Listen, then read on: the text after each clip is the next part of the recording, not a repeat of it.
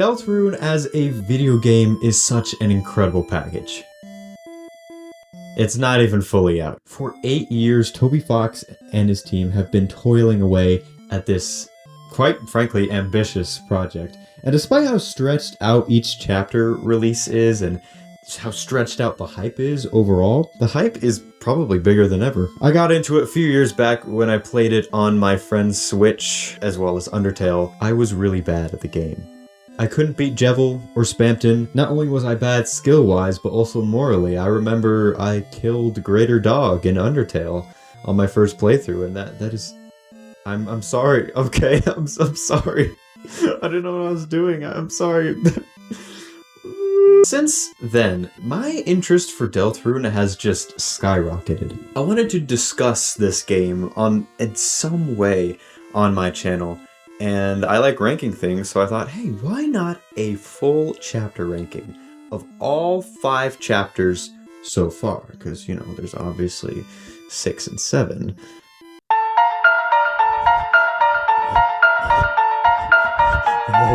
No, I knew ranking these would be a challenge because I love them all equally. If I had to truly, critically analyze each of the chapters, this is what I do. But in my heart, they're like equally amazing. Okay? Okay. Also, hey, I'm BAM Studios. I am kind of reviving this channel. I'm gonna be experimenting with a lot of different styles, so if you like this kind of video where I talk about video games and ranking, let me know, and because I do enjoy this. Now, without further ado, let the ranking begin. Also, spoilers for all of Deltarune and some of Undertale. I can't do anything! I think it's agreed upon by the community that while this is a fantastic introduction, Chapter 1 is probably the weakest. A huge chunk of it is teaching you the mechanics and how the world works, almost like a tutorial. It serves its purpose. It's really entertaining, especially on a first playthrough. But then when you're kind of getting more into it on replay, the laughs and surprises aren't as common, and it's a bit tedious and unchallenging. However, fighting Jevil is just always fantastic. He's a great secret boss, and of course you gotta pay respects to the OG secret boss and Shadow Crystal. Also, where is Jevil? He's gotten no cameos and also sprinkles of references in Chapter 5, but then he's just sidelined. What happened to him? Bring my boy back, bro. Oh yeah, and it introduces this new battle system that is just so much more intricate and fun compared to the honestly kind of lackluster setup we had in Undertale. And I know that's sort of the point of Undertale, is to mimic the RPGs of the 90s and such, but just wow. Deltarune takes it the next step and just improves on it tenfold. Grazing is the most satisfying thing. And then you have 2 other party members. Each of them have unique actions and weapons, and there's strategy involved with your acting, or if you're fighting and you want to be evil. Although, Ralsei, I'm sorry, man, you're just so weak. Like, you're a pile of fluff for like half of my battles. I'm sorry, man. The whole story is just super cute, and Lancer definitely peaked here. An annoying little turd at times, but, you know, I'll let it slide. He's a little goofball. And the main trio's dynamic is just so good. Susie's the best character. You're just already rooting for these characters like an hour in. The dialogue is so infectious. Toby Fox is always good at writing dialogue. And however, there is a lot of dialogue in this, and I just kind of end up skipping over it on a replay. I don't play video games to read. For real though, when dialogue is done right, it just stops time. It makes me forget I'm playing a game, and now I'm just watching the lives of these people unfold. There's so much depth to them, despite how limited they're presented. They're presented as these pixelated characters, and their voice, it allows for us players to fill in the gaps. The game has definitely advanced in production quality. The limitations that were so appealing in Undertale are at the risk of being lost in translation with this new production quality that is provided with Deltarune. But Toby Fox is good at using his budget. He knows when to use it sparingly, and from doing that, it can be very effective. Anyway, what's this video about again? Oh yeah, Chapter 1. It's good. It's pretty good. There's not too much going for it. The character creation scene in the beginning and the ending with the bedroom and the knife serve as very cryptic plot points for the mystery surrounding what this game is even about. The whole lore of this game is really enthralling. Gaster's a pirate. The stuff that makes up the bulk of Chapter 1 is this delicious chess-flavored cake that does get stale after a while. Deltarune? What is Deltarune? What? Deltarune goes in such a wild new direction with its game show premise in Chapter 3. Now, each chapter has its own unique vibe to it. There's something very appealing about being trapped in a game show. I love the vibe of this so much. There's so many new gimmicks and minigames thrown at your face. It's almost too much, but we'll get into that. Meeting Tenna is just instantly iconic.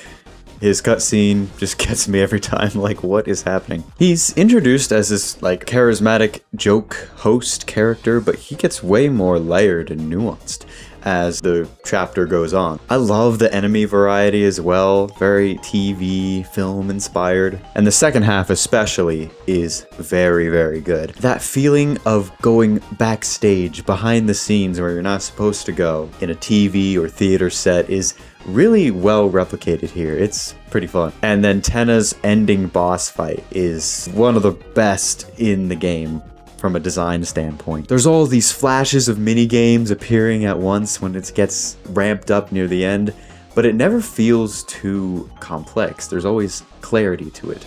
Very WarioWare in that style. And up till this boss fight, the chapter kind of feels like a filler episode. None of the main trio really develop. They're just kind of doing this for fun at this point. There's no true goal or motivation until they find Toriel in the ball. They're like, oh, we gotta get her out. And it doesn't really offer too much depth to the story or lore. And then the Roaring Knight shows up.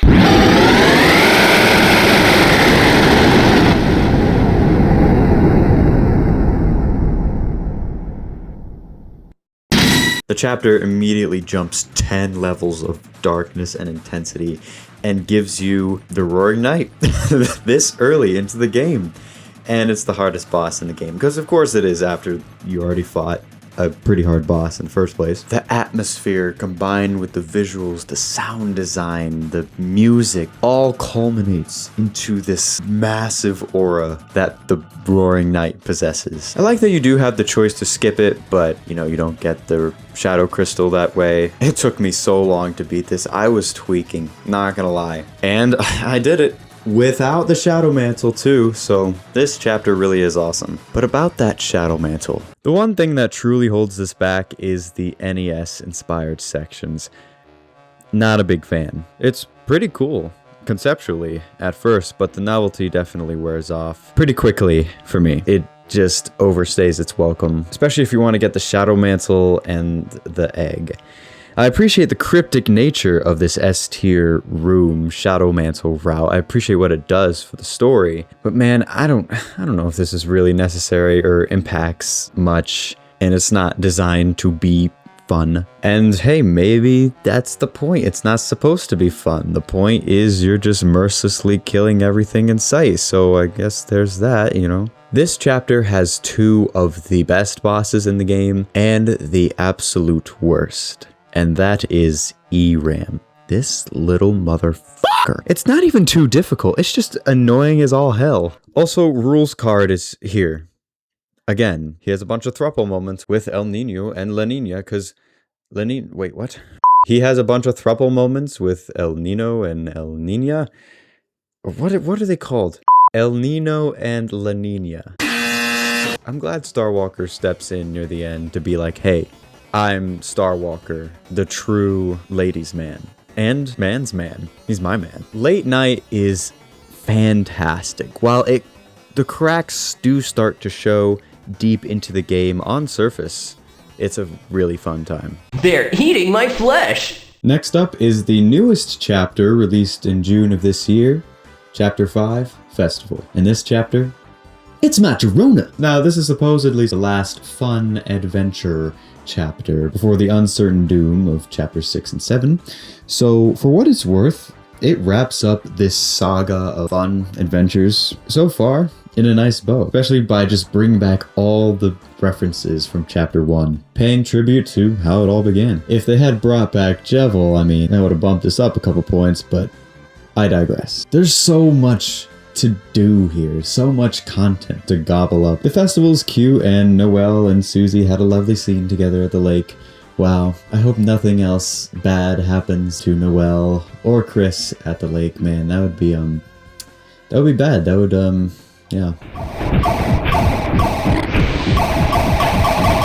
And then the switch to this 2D platforming section was so fun. I was so giddy finally getting the chance to jump in Deltarune. And I don't think it ruined the simple RPG formula too much, even if I admit it seemed like just kind of extra flair thrown in. That doesn't affect the actual story, but it was done tastefully and occurred briefly enough to where I really didn't care too much. I can't even be mad. It's so much fun. The visuals this chapter are probably the best it's ever been. And the music is great too. Like, damn. When the Garden of Hopes and Dreams started playing, I'm like, oh my god. I may as well just ascended. And the flower gang's awesome too.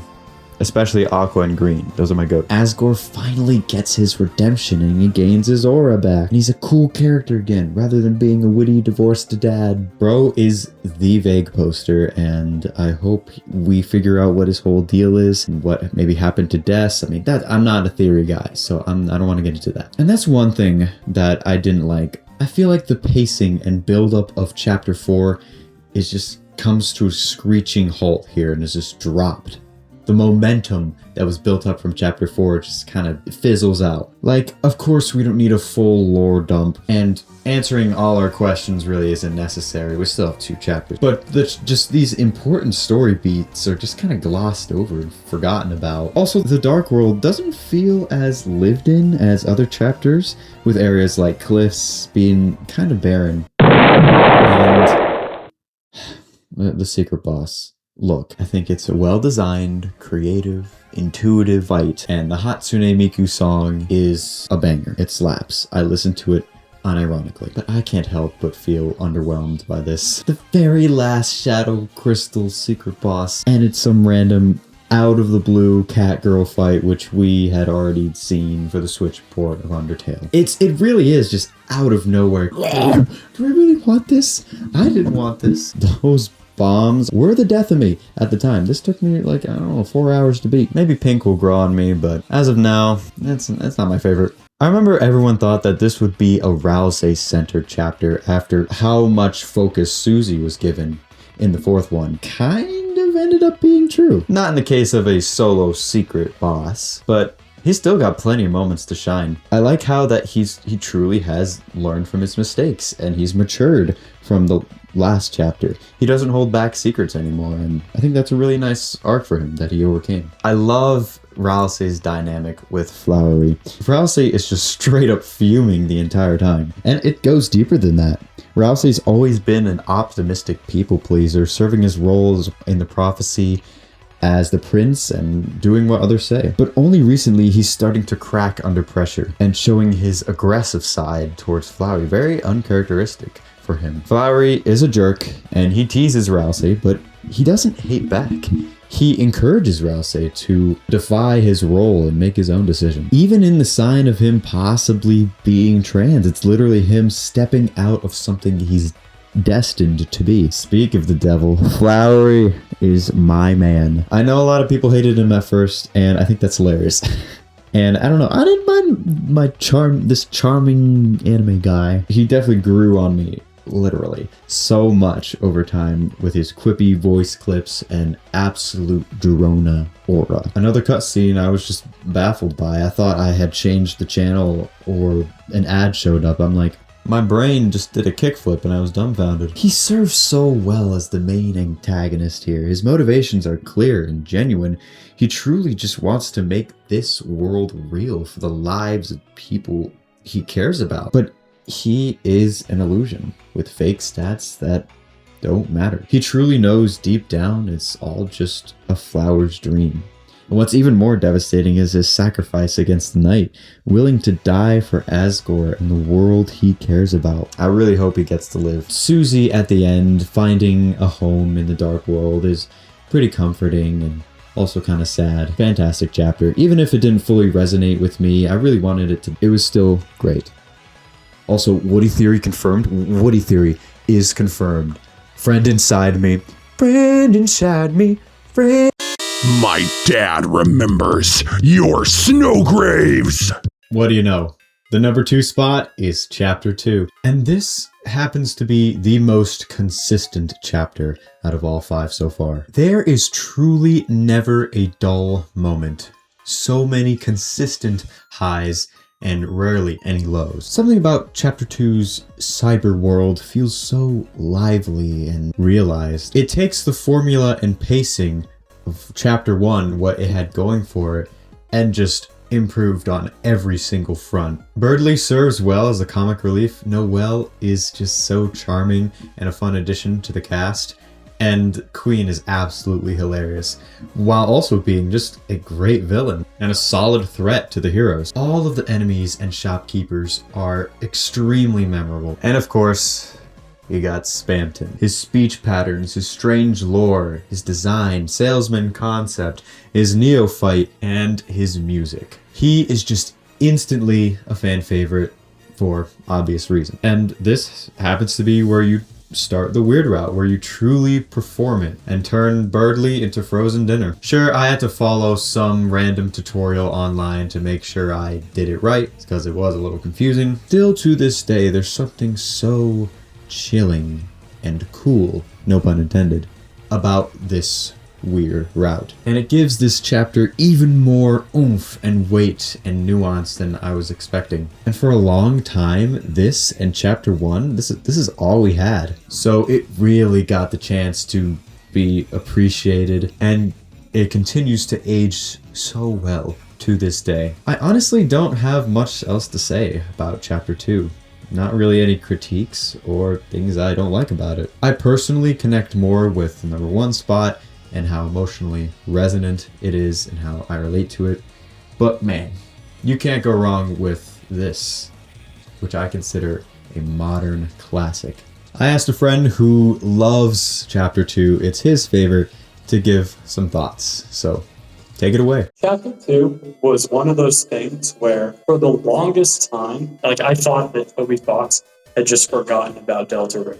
Like, I didn't know that he was still continuing this because I had no access to the newsletters. I didn't see anything on my For You page. It was really a shock. I remember the first day that chapter 2 came out, I picked up like my phone and looked on YouTube, and there it was, chapter 2, this game that I hadn't thought about in like 3 years, just suddenly reemerged. And it was such a quality jump. Like, I know now it's not as noticeable because chapter 5 and chapter 4 and even chapter 3, all these things have sort of conditioned me. It was really noticeable for me in chapter 2. Number 1, Goat Spamton.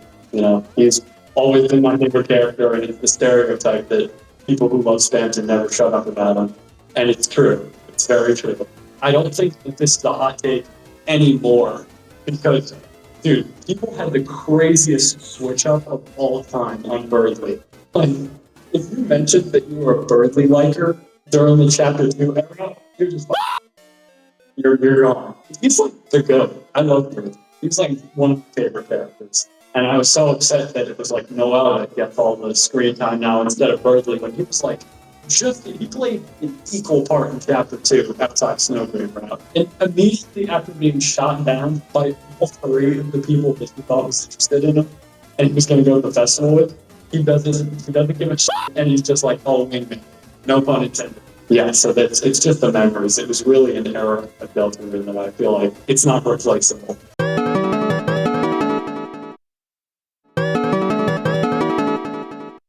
Chapter 4, Prophecy, is a near masterpiece. It's ethereal, breathtaking, strangely dark, while also retaining the same amount of humor and charm that makes Deltarune so appealing and so special. The stakes are the highest it's ever been, and the tone leads to treacherous territory. It also further proves why Susie is the best character in the game, and the heart of Deltarune. Well, not that heart. Susie starts out in Chapter 1 as this rebellious, rude bully towards Chris and others around her, hiding her true feelings. Her eyes are literally covered by her hair for the most of Chapter 1. And over time, she begins to learn, open up about her feelings and her rough home life. She learns how to act and be a part of a team. She still retains her rebellious brute force nature, but now she's more considerate and kind. And in this chapter, she looks up to Gerson for guidance. How to improve her healing magic, show compassion, and build a future she wants for herself. The Shadow Crystal fight displays this, as you only fight with Susie, which has never happened before, besides that one moment with Lancer in Chapter 1. Now, this is such an inspired choice for the secret boss, and I love it. It's still challenging, the music is uplifting and mystical, and Gerson is a generational goat. But it mainly serves as a test for Susie, pushing her to persevere and fulfill that burning spark in her eyes that tells a story, that she wields a pen of hope to rewrite the darkness. Up to this point, her growth is just tremendous and simply beautiful. Gerson may appear as this typical goofy old mentor, but he has this realistic portrayal of that grandfather who is nutty and full of childlike whimsy, but at the same time spews this genuine, profound wisdom you carry with you for the rest of your life. And then before you know it, that old man who meant a lot to you is gone.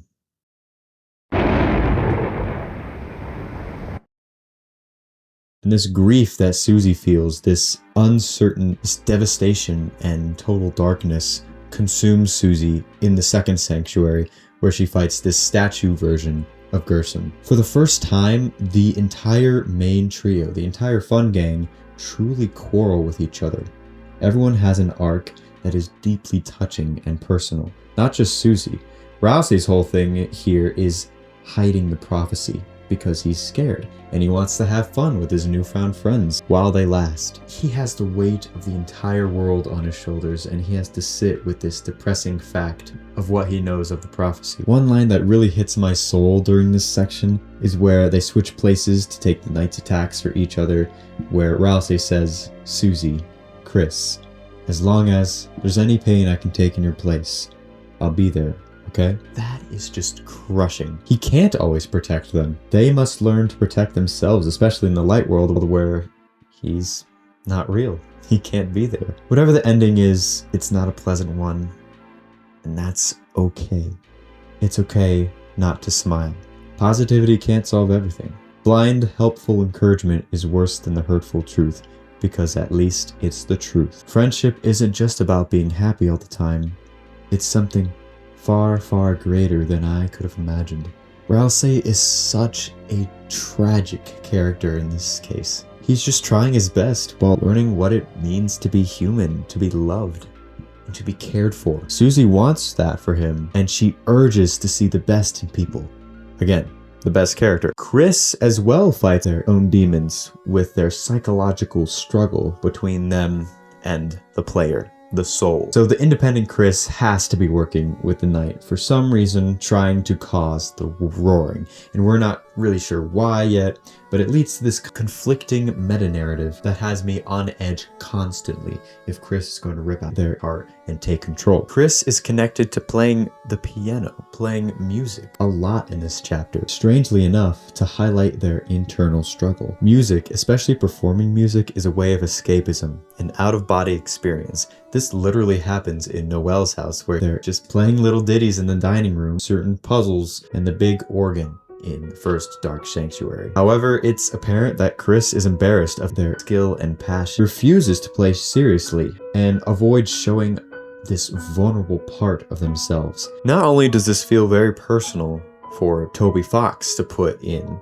projecting himself onto Chris in a way, but I relate to this a lot as a performer and singer. It's very vulnerable, but a passionate display of that feeling of your soul escaping. Music as a whole is such an integral part to Chapter 4 that, fittingly, it has the best soundtrack in the game. Tracks like Castle Funk, Hammer of Justice, Neverending Night, and of course, all the Sanctuary tracks, including the third Sanctuary. This track in particular means so much to me. It plays in the climax of this chapter and has the craziest time signatures known to man. The whole soundtrack and that song evokes this feeling of both hope and deep desperation, spiraling out of control but still continuing to push through and be guided by hope. It's basically a symphonic progressive rock track, and if you know me, I pretty much live off of that genre. I love bands like Yes, King Crimson, Pink Floyd. In fact, I have some albums right here.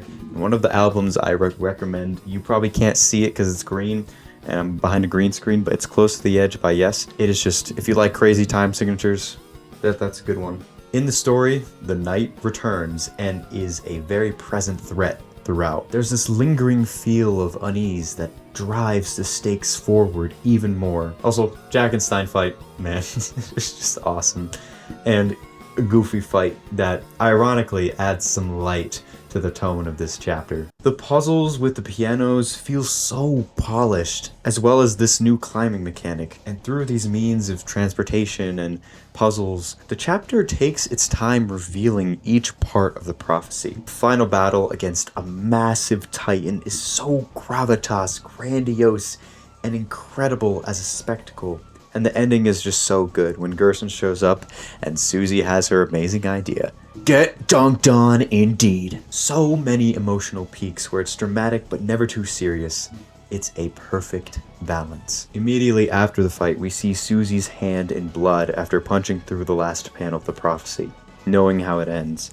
The blood on Rousey's face from Susie comforting him is so symbolic and devastating. When sealing the fountain, this dialogue shows up. Susie's smile, which seemed to defeat everything, shined on in front of you, and for a moment, it was if all the darkness had been blown away. Best character in the game! And once they seal it, they walk home to the song, The Place Where It Rained.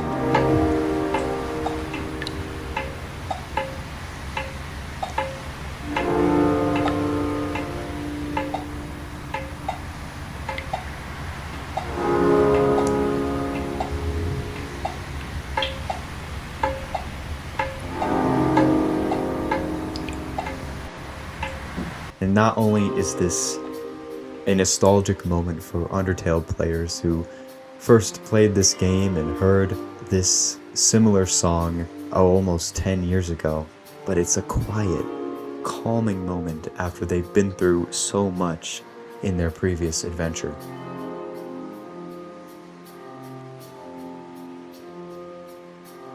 And then it ends with Sans and Toriel doing the jitterbug.